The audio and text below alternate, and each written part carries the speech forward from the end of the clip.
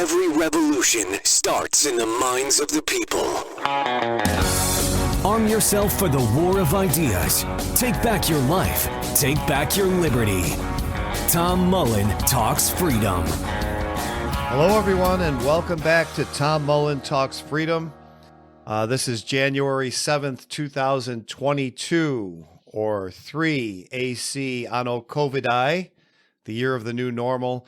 I want to talk a little bit today about the Fed. As you know, or you should know by now, I do have a book out on the Fed called It's the Fed Stupid, which you can download for free at my website or by going to the URL, itsthefedstupid.com. It'll cost you your email address and you will be signed up on my newsletter. But I guarantee you will not regret that. I don't tend to bomb my subscribers with spam, usually an email once a day. Sometimes you even get a day off. So definitely sign up. The book is well worth it. And here's something else that I did for you for free. I sat through Jay Powell's December 15th press conference where he made his announcement that the Fed is going to be speeding up its taper as far as purchasing assets. So it gets into what Washington, D.C. calls a budget cut. When they say they're cutting the budget, they're just saying that they're not increasing it over last year as much as they originally intended. So what Jay Powell is saying is he's going to keep on inflating the money supply, but they're going to do it at a slower pace, and they're going to move up the date when they stop to next March. Or I should say this March. He did the press conference in December, and he's talking about March 2022. So I thought I'd just give you his exact words because I do have a transcript of the press conference. And when he announces the taper, this is what he says. At today's meeting, the committee also decided to double the pace of reductions in its asset purchases. Beginning in mid-January, we will reduce the monthly pace of our net asset purchases by $20 billion for Treasury securities and $10 billion for agency mortgage-backed securities. If the economy evolves broadly as expected, similar reductions in the pace of net asset purchases will likely be appropriate each month, implying that increases in our securities holdings would cease by mid-March, a few months sooner than we anticipated in early November. We are phasing out our purchases more rapidly because with elevated inflation pressures and a rapidly strengthening labor market, the economy no longer needs increasing amounts of policy support. Okay, so let's unpack a few things there.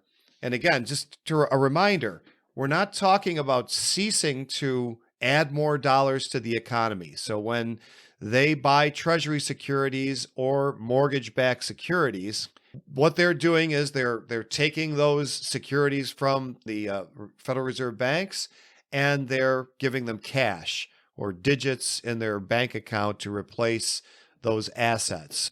Until March, at least, we're still going to be adding more money to the money supply. If he's doing this in response to inflation, he's saying at least by March, we might start to stop making the problem worse. He's not doing anything to combat it now. And actually, to his credit, Steve Leisman of CNBC called him out on this. His question, and I'll read that to you as well from the transcript. Leisman asks, "Thank you, Mr. Chairman. My question is, it's often said that monetary policy has long and variable lags. How does continuing to buy assets now, even though it's at a slower pace, address the current inflation problem? Won't the impact of today's changes not really have any impact for 6 months or a year down the road on the current inflation problem? And aren't you actually lengthening that time by continuing to buy assets such that it could be not until the long and variable lag after you end purchases sometime in March that you'll start to have any impact on the inflation problem?" So basically he says, Chairman Powell, you're still inflating the money supply. How's that fighting inflation? And here's Powell's response. So on the first part of your question, which is why not stop purchasing now, I would just say this. We've learned that in dealing with balance sheet issues, we've learned that it's best to take a careful, methodical approach to make adjustments. Markets can be sensitive to it. And we thought that this was a doubling of the speed. We're basically 2 meetings away now from finishing the taper, and we thought that was the appropriate way to go. And so we announced it, and that's what will happen. So basically, in a lot of overly technical gibberish, Powell is saying, I'm afraid I'm going to crash the market. If I stop buying right now and cut them off cold turkey, I'm going to crash the market, because the chairman of the Federal Reserve basically works for Wall Street. They're always very emphatic in telling us that they don't work for the president. They have to maintain their independence. So they're independent of the government. Of course, I'm not making a pitch for the government controlling the Fed either. I don't want there to be a Federal Reserve at all. So he's afraid he's going to crash the markets. And the bottom line is either we get a market correction, since the markets are currently priced under the circumstances of receiving of more and more newly created money and credit every month from the Fed, or we have to deal with price inflation. But it's not really just the markets that's the problem. The stock market can correct and reprice itself. And this is the most important thing about the Fed that I want people to understand, is that it's not just price inflation that results from the Fed's activities, but it's also malinvestment. And by malinvestment, I mean that capital flows towards projects which are not ultimately going to be profitable. And this is why when we have a big crash after the Fed blows up a bubble, you have all this unemployment, because people have been directed towards jobs or sectors of the economy that did not need to expand, in some cases shouldn't exist at all. Remember pets.com back in the NASDAQ bubble days? When investment occurs because of savings, you have loan decisions being made based on a scarce money supply, where something has to be given up on one hand in order to fund something on the other. Okay, there's an opportunity cost to a loan. Now, when you just have the Fed create money out of thin air and give it to banks, yes, they still don't want to lose their money, but both the fact that nobody's given up anything to underwrite this loan, and also the fact, by long precedent now, since at least the 1980s, if you screw up, you're going to be bailed out by the Fed. It used to be called the Greenspan put. We've had several Fed chairmen that have done the same thing since then. Those loan decisions are no longer made under the same circumstances when money is scarce. Okay, and that's where you get not just phony companies like pets.com, but you also get good companies expanding when they shouldn't. And that's really the classic malinvestment model that Ludwig von Mises described. Because these interest rates are artificially lower, the entrepreneurs believe that there are savings out there sufficient to sustain these expansions of the productive capacity that they want to undertake. And another thing that happens when people save, obviously, they're not buying things, they're reducing demand, and prices fall. So even in the real world, outside just the monetary base, you've got inventories of goods building up. You have prices falling, people trying to get rid of the inventories. These are the kinds of things that allow us to get through that phase where productive capacity is expanded.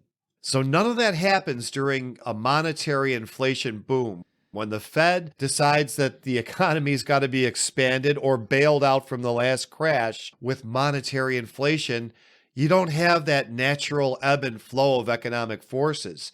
You don't have the savings building up. People are still spending, so you don't have prices falling. You don't have anything to sustain the expansion, and sooner or later it goes boom. Now, in the midst of the last recovery, let's say, of course, you also had natural market forces trying to recover, trying to reorient things.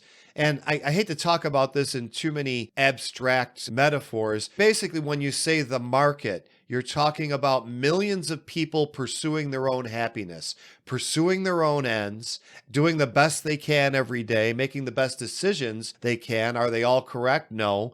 But they are all purposeful. So during every recovery, you have the real portion, and then out there on the margins, you have all the bubble portion of the recovery, all the misdirected resources, all the jobs that should have went away because they weren't productive, that are sustained by the monetary inflation. All the companies that should go bankrupt because they can't make a profit, they're kept in business and they can go on borrowing to stay in business for another few years. Yeah, they have sales growth, but they don't have a profitable business model, and these zombies are kept alive. And of course, for all the good companies that simply expanded more than they should have, they have a correction in their sales, in their stock values, and they eventually recover that. But had the Fed not inflated the money supply and misled those companies, they would have been building on a solid foundation during that whole time the bubble was blowing up. And then, of course, they wouldn't have to regain any ground after the crash. They would just always be moving forward. This is where we find ourselves. We're sitting on the precipice of another big correction. I don't know if it'll be this year or next year, the year after, and there's a lot of varying opinions, but of course, most of the opinions are starting to converge on that we need some sort of a correction. There's a great article by Jim Collins in Real Money. And not only was he right on the money, no pun intended, as far as his take on Jay Powell's management of the money supply, but he also has an awesome Spinal Tap reference. I'm trying to get him on the show, but I'll post a link to his article in the show notes page. Definitely worth the read. And what he's focusing on is he says that one of the cliches he's learned that turned out to be true is the stock market follows the bond market.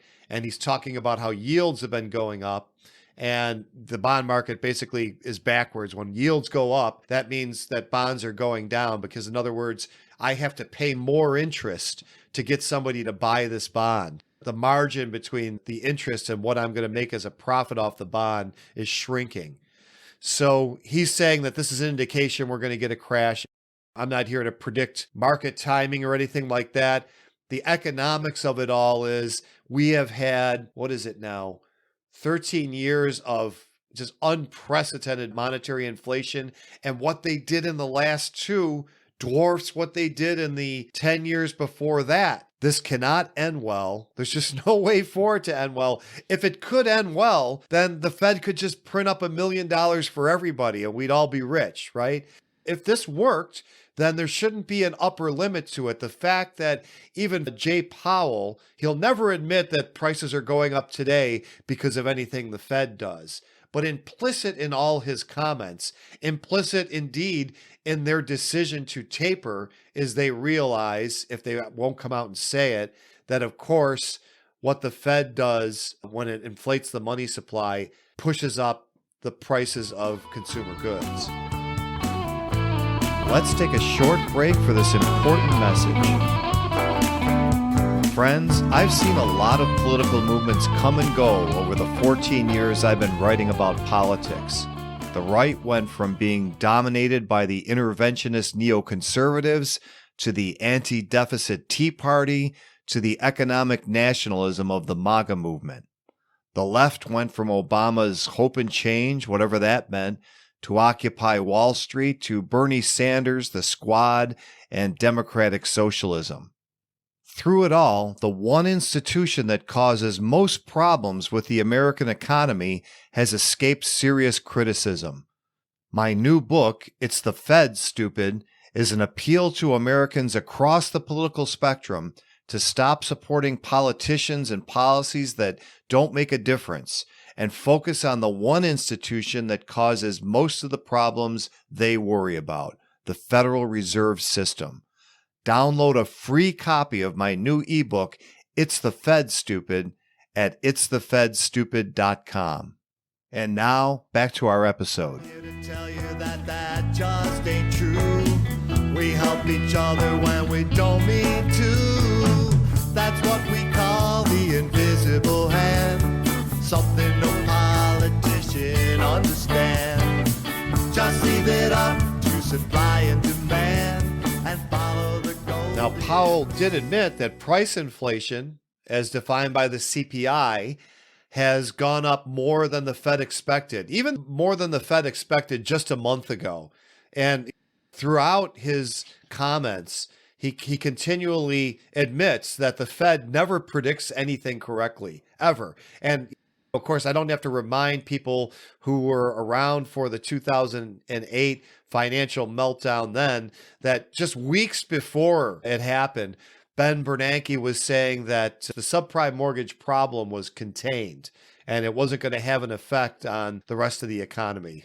Let me give you Powell's comments because he says some things about the Fed not predicting the inflation problem correctly. And then, of course, he gives the reasons why that is. And let me read this to you as well. Supply and demand imbalances related to the pandemic and the reopening of the economy have continued to contribute to elevated levels of inflation. In particular, bottlenecks and supply constraints are limiting how quickly production can respond to higher demand in the near term. These problems have been larger and longer lasting than anticipated, exacerbated by waves of the virus.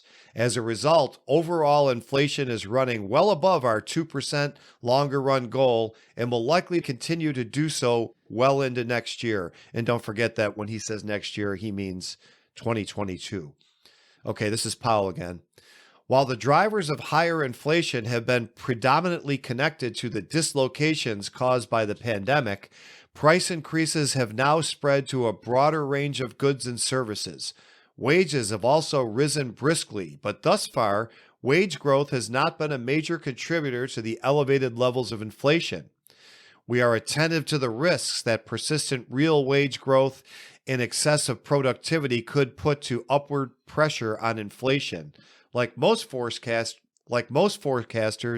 we continue to expect inflation to decline to levels closer to our 2% longer run goal by the end of next year. The median inflation projection of FOMC participants falls from 5.3% this year to 2.6% next year. This trajectory is notably higher than projected in September. So again, he admits that they really can't predict anything at the Fed, and they really never have been able to. They're always coming out in their press conferences saying what they thought was going to happen didn't happen. And to a certain extent, this is the reason that we shouldn't have a Fed, because it goes back to Hayek's principle that there is no central planner that can have all the information to know exactly what the policy should be. Now, most people agree with that when we talk about everything else, all the other goods and services the economy produces, but somehow or other make money, this mysterious thing. It's a lot like progressives somehow make healthcare this mysterious product that doesn't respond to economic laws like everything else. Well, it does, and so does money. And of course, the Fed's never going to be right. As you can see, he'll never just come right out and say that the reason that we're seeing prices rising is because of the enormous amount of money that was created in the last 2 years. And let me give you just a few data points on that. Way back in July 2008, when we were just starting to see the housing meltdown begin, the money supply, according to M1, this is the Fed's own number, was $1.4 trillion.